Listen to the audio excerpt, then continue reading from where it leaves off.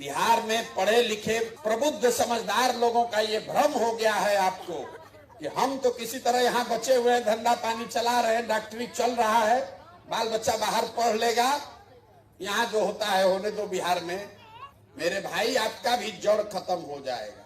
हम गांव में देखते हैं बहुत प्रसिद्ध लोग, बड़े लोग, बड़ा बड़ा घर बनाया है, खंडहर हो गया, सब बाल बच्चा चला गया। अगर आप नहीं जगिएगा, अगर आप अपने आने वाले पीढ़ी के लिए कुछ नहीं कीजिएगा, तो आपके बाद आपका नाम लेने वाला भी यहाँ कोई नहीं बचेगा।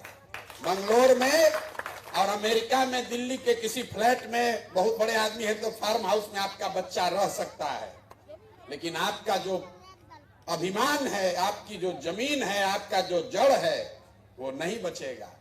जब जहाज डूबेगा तो उसमें बैठा हुआ हर आदमी डूबेगा, आपका केबिन नहीं बच सकता है। पलायन का दंश सबको डसेगा। इतने फर्क है कि गरीब का लड़का मजदूरी करने जा रहा है, आपका लड़का बाहर पढ़ने और नौकरी करने जा रहा है। जा तो दोनों का लड़का रहा है। कोई ऐसा परिवार हमको नहीं मिलता है जहां माँ, बाबूजी, बाल बच्चा, बेटा तीनों पीढ़ी एक साथ रह रहा है। किसी परिवार में अब ये दशा नहीं बची। जिसका लड़का है वो अपना बाहर पढ़ रहा है, अगर पैसे वाले का है। तो मैं आपको यही अनुरोध करूंगा, आपके हक में, आप पैसा कमा रहे हैं, घर बना रहे हैं, बिजनेस फैला रहे हैं, कीजिए, लेकिन आपका अगर जड़ बचाना है तो थोड़ा सा, जरूरी नहीं कि हर आदमी राजनीति में आ जाए, लेकिन राजनीतिक तौर पर थोड़ा सजग होइए। आंख बंद करके किसी का झंडा मत ढोइए। आंख बंद करके ड्राइंग रूम में बैठ के ये मत कहना शुरू कीजिए कि बिहार का तो कुछ नहीं हो सकता है।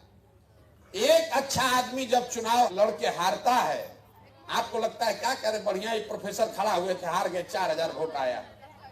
एक अच्छा आदमी हारता है तो हजारों अच्छे लोगों की ताकत, उसका विश्वास हिल जाता है कि भैया राजनीति हमारे लिए नहीं है। इसलिए कोई अच्छा आदमी खड़ा होता है तो आपकी इतनी जिम्मेवारी है, उसको एक ही वोट आपका है, कम से कम उस एक आदमी को तो वोट दीजिए।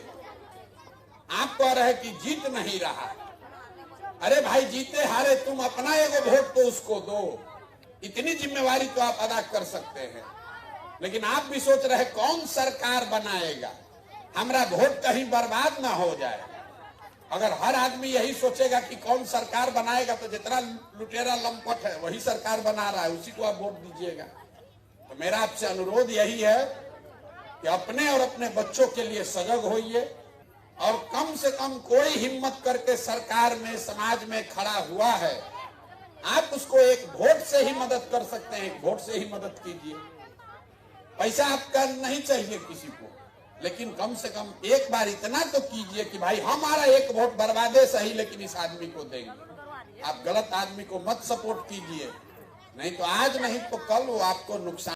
तो इस प्रकार से बिहारी धनवान लोगों को भी प्रशांत किशोर जी ने मैसेज दिया है कि बिहार के लिए जागरूक हो जाइए, आपकी ज़रूरत है। बिहार को आने वाली पीढ़ी की सोच रखिएगा, उनके बारे में सोचिएगा, क्योंकि उनका जीना बिहार में मुश्किल हो चुका है।